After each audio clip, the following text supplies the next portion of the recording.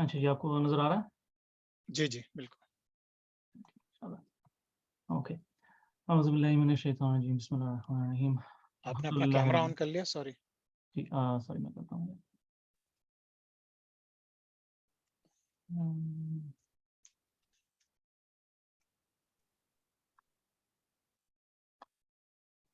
اعوذ باللہ من الشیطان الرجیم، بسم اللہ الرحمن الرحیم. الحمدللہ رب العالمین، والصلاة والسلام علی اشرف الانبیاء والمرسلین ومن تبعهم بإحسان الی یوم الدین، اما بعد.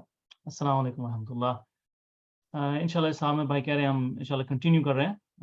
لاسٹ ٹائم لیسن 2 میں تھے، لیکن اس کو تقریباً آدھے راستے تک پہنچے تھے. سو we're going to continue today انشاءاللہ. شروع کرنے سے پہلے تھوڑا ریویو کر لیتے ہیں ہم کہاں تھے. سیکنڈ لیسن میں تھے. فرسٹ لیسن میں انٹروڈیوس کیا تھا کہ ہمارا جو اصل مقصد ہے وہ ہے اللہ تعالیٰ کی طرف واپس جانا، اور اس سفر کی نوعیت کیا ہے. That was the second lesson. تو اس میں ہم جلدی سے میں ریویو کر لیتا ہوں. ہمیں پتا تھا کہ ابراہیم علیہ السلام نے دعا مانگی تھی، اور جن الفاظ میں دعا مانگی تھی انہی الفاظ میں اللہ تعالیٰ نے جواب دیا. جی اس کی دوست نے لیا تھا نا؟ نہیں، اس کی دوست کو کہا تھا اس نے. تو جو دعا ابراہیم علیہ السلام نے مانگی تھی اسی انداز میں انہی الفاظ میں باقاعدہ قرآن میں کئی جگہوں میں ذکر آتا ہے کہ اللہ تعالیٰ نے پھر حضور پاک صلی اللہ علیہ وسلم کو بھیجا ہماری طرف اسی مقصد کے لیے. اور وہ مقصد یہ تھا کہ یعلمہم الکتاب والحکمہ ویزکیہم، جس میں واضح طور پہ بیان کیا گیا کہ اللہ تعالیٰ نے حضور پاک صلی اللہ علیہ وسلم بھیجا ہی اسی مقصد کے لیے تھا کہ ہمارا تزکیہ کریں. تو سورہ شمس میں بھی بہت لمبی ایک قسم اللہ تعالیٰ اٹھاتے ہیں جس میں وہ تزکیۃ النفس کے متعلق ہے خاص طور پہ کہ قد افلح من زکاہا، جس نے نفس کو پاک کیا، اس کا تزکیہ کیا، وہ کامیاب ہے. تو اللہ تعالیٰ کی طرف واپسی کی جرنی کا بھی ذکر کیا تھا لاسٹ ٹائم. الست بربکم، اللہ تعالیٰ نے ہمیں پوچھا اور ہم نے کہا بلا، بے شک ہم آپ کی طرف مانتے ہیں اور آپ کی طرف جا رہے ہیں. پھر میں نے ذکر کیا تھا کہ ہم کیوں جاتے ہیں، ایک موٹیویشن کیا ہے ہماری، کیا فیلنگز ہونی چاہیے، کس طریقے سے ہمیں واپس جانا چاہیے. تو اس میں پھر ذکر آیا تھا خوف اور محبت کا. اور جس چیز کا خوف ہوتا ہے اس سے ہم ڈرتے ہیں، اس سے دور رہتے ہیں. جس چیز کی محبت ہوتی ہے اس کی طرف ہم بھاگے دوڑتے ہیں، اور جو کرنا پڑتا ہے ہم کرنے کے لیے تیار ہوتے ہیں اس کو پانے کے لیے. تو یہ ہے نوعیت محبت کی. اور میں نے یہ کہا تھا لاسٹ ٹائم کہ آئی پریفر کہ ہمارا راستہ اور یہ جرنی اور یہ سفر جو ہم اللہ تعالیٰ کی طرف طے کر رہے ہیں ہماری زندگی، مختصر سی زندگی میں، وہ ایک محبت کا سفر ہونا چاہیے. یعنی کہ اس نیت سے، اس انداز میں ہمیں سفر کرنا چاہیے کہ ہم اللہ سے محبت کرتے ہیں اور جدا ہو چکے ہیں، واپس جانا چاہتے ہیں. یہ نوعیت ہے اس سفر کی. تو اس کا ثبوت قرآن میں بھی ملتا ہے. اللہ تعالیٰ کہتے ہیں کہ اگر آپ اس دین کو چھوڑ دیں گے تو میں ایسی قوم لے کے آؤں گا جس سے میں محبت کروں گا اور جو مجھ سے محبت کریں گے. یعنی کہ یہ ایک خاصیت ہے اس امت کی. اور ہماری جو آخری زمانے کے مسلمان ہیں، اگر ہم اس لیول تک نہیں پہنچ سکے تو اللہ تعالیٰ ہماری قوم کو تبدیل کر کے کوئی اور قوم لے آئیں گے جو اللہ سے محبت کرتے ہیں. تو یہ ہم پہ ایکچولی ایک فرض ہے کہ ہم اس طریقے سے اللہ تعالیٰ کی طرف دیکھیں، اور ہمارا رشتہ اللہ کے ساتھ کیسا ہے، وہ ایک محبت کا ہے.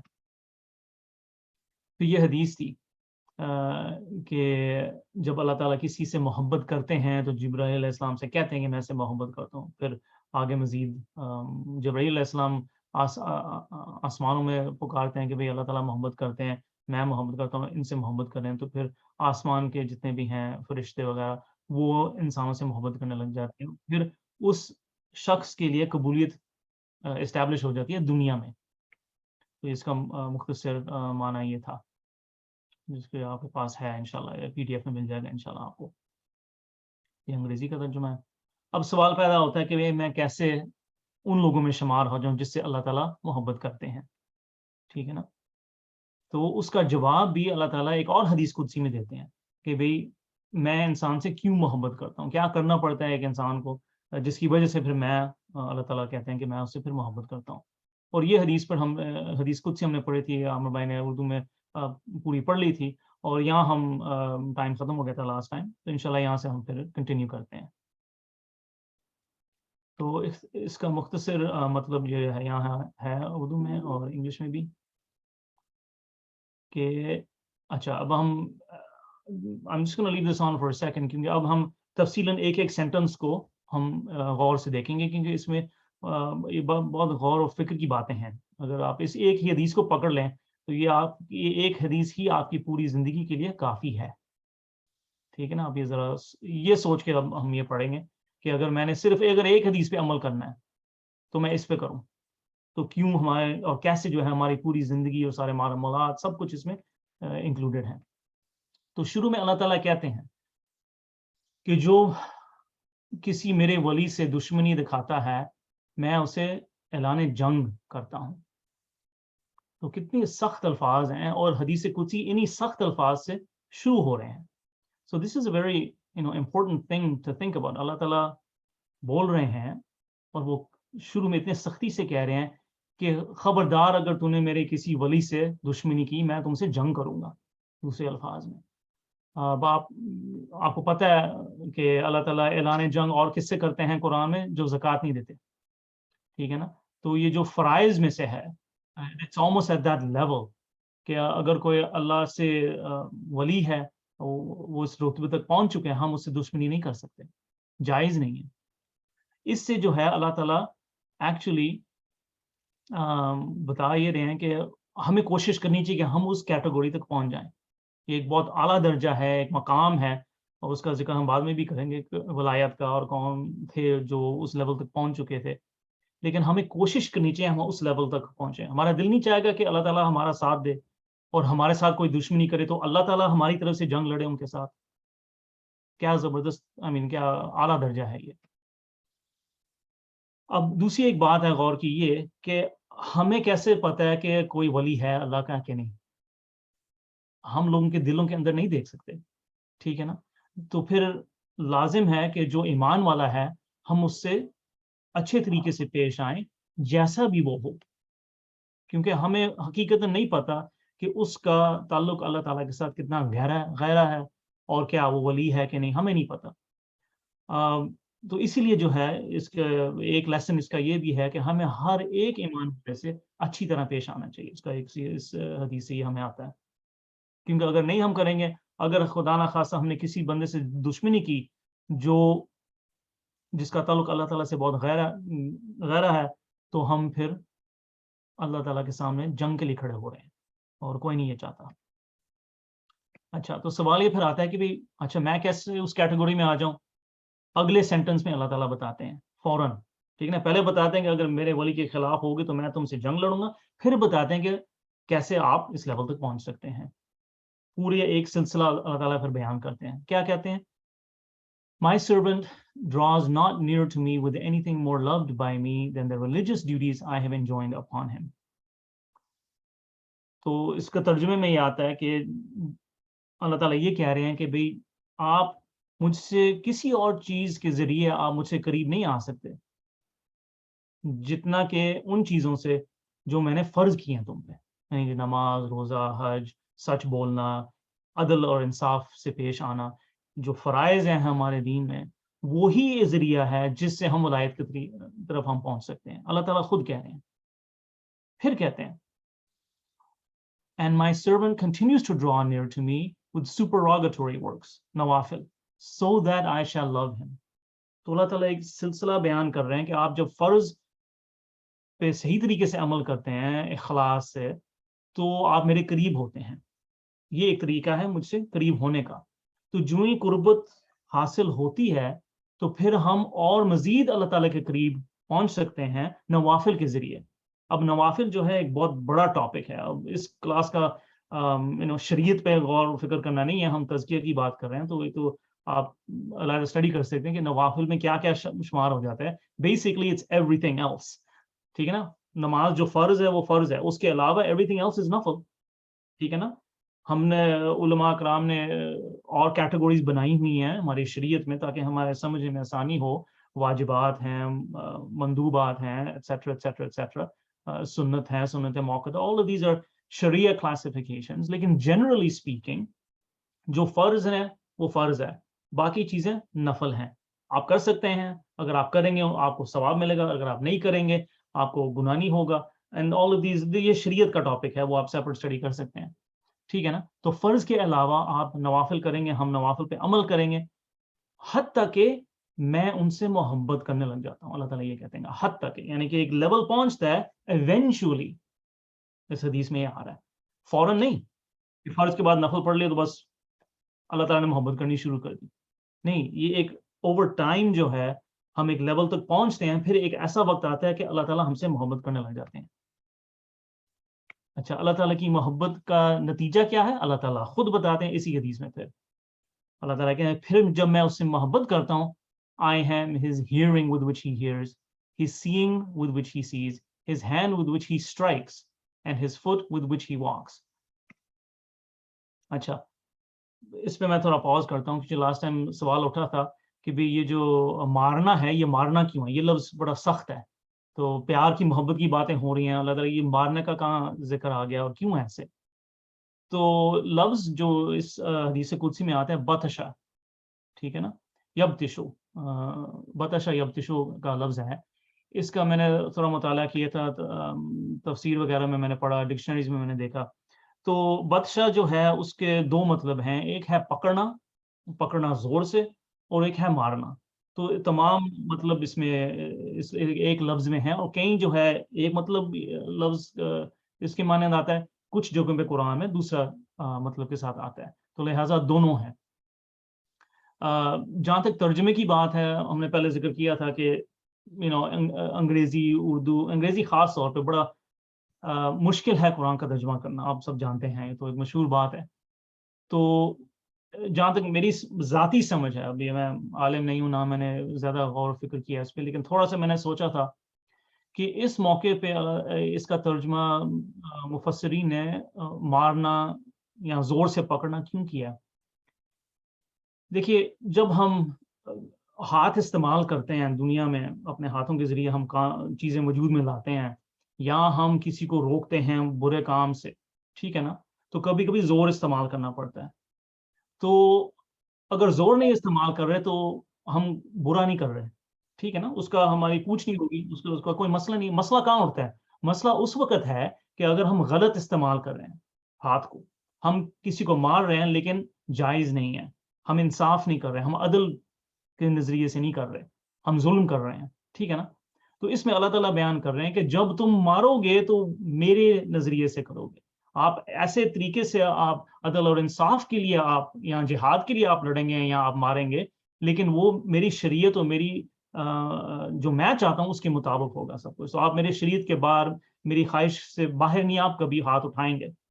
تو یہ میری اپنی ذاتی سمجھ تھی کہ بھئی how do we understand this, کہ مارنا کیوں ہے. وہ مارنا نہیں ہے جیسے ہم بچے کو مارتے ہیں کسی کو لڑائی ہوتی ہے مارکیٹ پلیس میں تو ہاتھ اٹھتا ہے ہمارا, یہ وہ چیز نہیں ہے, ٹھیک ہے. So let's continue انشاءاللہ, یہ بعد میں انشاءاللہ اس کی اور مزید سمجھ آ جائے گی. پھر اللہ تعالیٰ اور مزید کہتے ہیں کیا ہے کہ فائدہ کیا ہے جب اللہ تعالیٰ ہم سے محبت کرتے ہیں. ایک تو وہ ہمارے خیالات, ہمارے اعمال جو ہے اللہ تعالیٰ کی شریعت کے مطابق ہو جاتے ہیں. That's point number 4. پھر آگے اللہ تعالیٰ کہتے ہیں کہ اگر مجھ سے کچھ مانگو گے تو میں بے شک اس کو دے دوں گا, اور اگر کسی چیز سے پناہ مانگو گے اس سے میں پناہ بھی دوں گا. تو یہ ایک اور فردر لیول ہے جس میں اللہ تعالیٰ بتاتے ہیں کہ اگر آپ اللہ تعالیٰ کی محبت میں آ جاتے ہیں تو پھر جب آپ دعا کرتے ہیں تو دعا قبول ہوتی ہے. تو یہ لاسٹ ٹائم بھی سوال اٹھا تھا, اس سے پہلے بھی کہ دعا کیسے قبول کی جا سکتی ہے. تو ماشاءاللہ آئی تھنک ہشام بھائی تھے, انہوں نے بڑے تفصیل میں اور بڑے اچھے انداز میں بتایا تھا دعا کی فضیلت اور اس کے طور طریقے اور اس کی سنت اور دعا کرنے کا ادب بھی ایک ہے. یہ ایک بہت گہرا ٹاپک ہے جس میں آپ سیپریٹ اسٹڈی کر سکتے ہیں. ماشاءاللہ لاسٹ ٹائم وہ سلائیڈز تھی. تو یہ ہے کہ جب دعا مانگتے ہیں تو وہ قبول ہو جاتی ہے, اور جس سے پناہ مانگتے ہیں اللہ تعالیٰ اس کو پروٹیکٹ بھی کر دیتے ہیں. تو اتنے سارے فائدے ہیں. پھر اللہ تعالیٰ اینڈ کرتے ہیں اس بات پہ کہ میں I do not hesitate about anything as much as I hesitate about seizing the soul of my faithful servant. He hates death and I hate hurting him. یہ ایک بہت پیارے انداز میں اللہ تعالیٰ بیان کر رہے ہیں کہ اتنی محبت کرتے ہیں اس انسان سے جو اس سفر میں کامیاب ہو چکا ہے اللہ تعالیٰ کی محبت کی طرف, اور اللہ تعالیٰ پھر اس کے اس ہاتھ بن چکے ہیں, اس کی آنکھ بن چکے ہیں, اس کی دعائیں قبول کر رہے ہیں. اللہ ताला कहते हैं कि मुझे पता है कि इसको मौत से सख्त नफरत है और वो डरता है और तकलीफ होती है मौत से, और मैं उसको तकलीफ में देखना पसंद नहीं करता, लेकिन मौत तो एक चीज़ है, लेकिन मुझे पसंद नहीं है कि उसको तकलीफ होती है, लेकिन अल्लाह ताला की एक सुन्नत है, राइट? एक दुनिया में हम रह रहे हैं और अल्लाह ताला ने खुद बनाई है ये सुन्नत, तो वो ये बता ये रहे हैं कि मैं इतनी मोहब्बत करता हूँ कि बेशक मैंने ही हुक्म दिया हुआ कि इसकी मौत आनी है, और मैंने एक सुन्नत बनाई है दुनिया में कि भाई जब मौत आती है तो तकलीफ होती है, लेकिन मुझे ये अच्छा नहीं लगता क्योंकि मैं इस बंदे से इतनी मोहब्बत करता हूँ कि I don't even want to hurt him when he is dying, लेकिन एक ये चीज़ है, तो ये एक एक्सप्रेशन है मोहब्बत की, ठीक है ना? तो उससे एक मेरा दोस्त था, उससे मैं बात कर रहा था, तो उसने मुझे कहा कि ये एक दुआ है जो इस पॉइंट से बड़ी एक ताल्लुक रखती है, वो ये दुआ है, बिस्मिल्लाहिर्रहमानिर्रहीम, या हय्यु या क़य्यूम बिरहमतिक नस्तगीज़ अस्लिह ली शानी कुल्लहु वला तकिलनी इला नफ्सी तरफत ऐन। बड़ी अजीब दुआ है ये। O the ever living, the one who sustains and protects all that exists, I seek assistance through your mercy. Rectify all of my affairs and do not entrust me to myself for the blink of an eye. ये आखिरी जुमला तो है ना, ये गौर फिक्र होता है, मेरे तमाम मामलात संभाल दे और मुझे अपने नफ्स पे ना छोड़, एक ब्लिंक ऑफ एन आई के लिए भी, एक लम्हे के लिए भी जो है मुझे अपने हाल पे ना छोड़, ठीक है ना?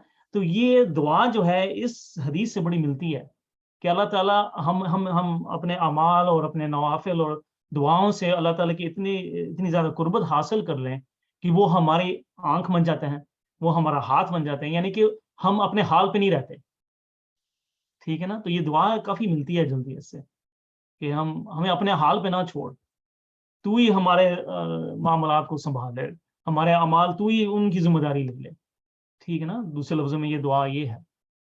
तो ये बहुत इम्पोर्टेंट दुआ है क्योंकि हम तज़किया में नेक्स्ट हम 2-3 लेसन आगे हम पढ़ेंगे कि मकामात हैं जैसे तवक्कुल, रिदा, शुक्र, सब्र, उसमें ये जो है ना तवक्कुल के में आ जाता है कि हम अपने आप पे ट्रस्ट ही नहीं करते, हम चाहते हैं कि अल्लाह ताला ज़िम्मेदारी ले रहे हैं हमारे अमाल की, हमारे सब चीज़ों की। अच्छा, तो दुआ पे क्वेश्चन हुआ था और इस हदीस में भी दुआ का ज़िक्र आया, तो उसमें मैंने एक ये निकाली है। इसमें ये है कि if my servants ask you about me I am here, ये कुरान की आयत है, सूरह बकरा की, बड़ी अहम आयत है।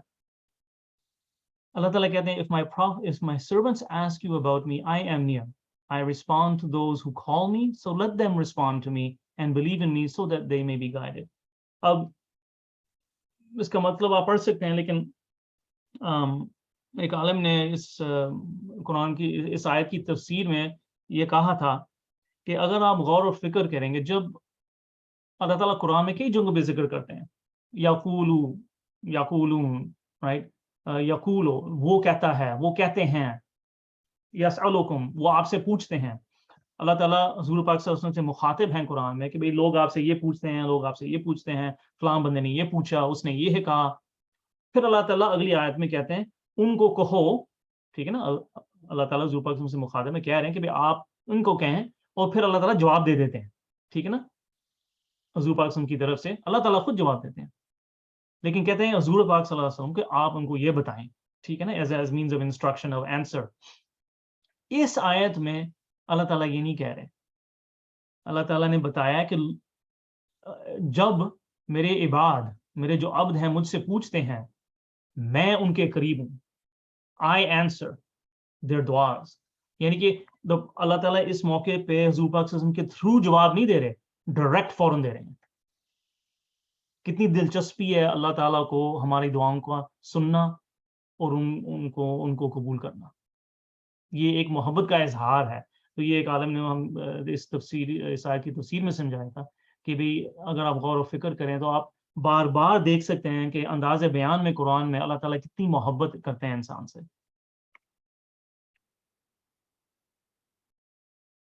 ये एक दुआ है, इंशाल्लाह अब आज वक़्त नहीं है, लेकिन इसमें आपको पीडीएफ में मिल जाएगी। ये बहुत ज़बरदस्त दुआ है, सुबह शाम पढ़नी चाहिए, अज़कार में से है, जो कि आप मैं लास्ट लेसन में इंशाल्लाह आपको पूरे एक शीट दूँगा। लेकिन उसका मतलब ये है कि ओ अल्लाह, grant me your love and the love of a person whom my loving him will be of benefit to be near you. ये बड़े आराम से सुनने समझने वाली दुआ है, आप इनसे टाइम से पढ़ें। तो ये बहुत ही प्यारी दुआ है कि या अल्लाह, अपनी मोहब्बत मुझे दे और उस बंदे की मोहब्बत जिससे जब मैं उससे मोहब्बत करूँ वो मुझे फ़ायदा पहुँचाएगी तुमसे कुर्बत हासिल करने के लिए। Right? This is a very loose translation in Urdu, I am doing on the fly. ठीक है ना? Whatever you have granted me from what I love, make it a means of strength for me to use in the way you love. O Allah, whatever love of things you have removed from me, then grant in its place, where am I?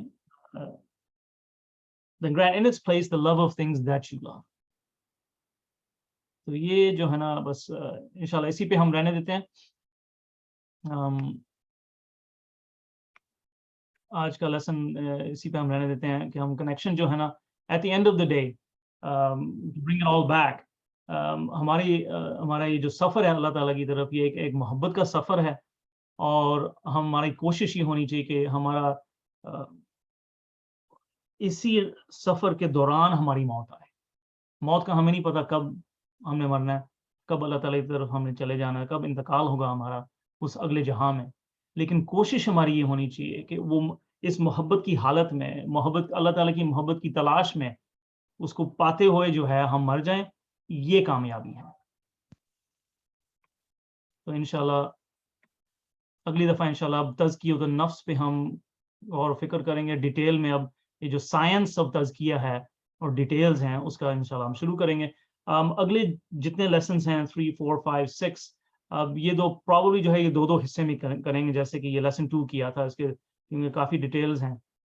लेकिन ये मैं कहना चाहता हूँ, हालांकि हम थोड़ी detail में भी जा रहे हैं, रियली हम we are just touching the surface.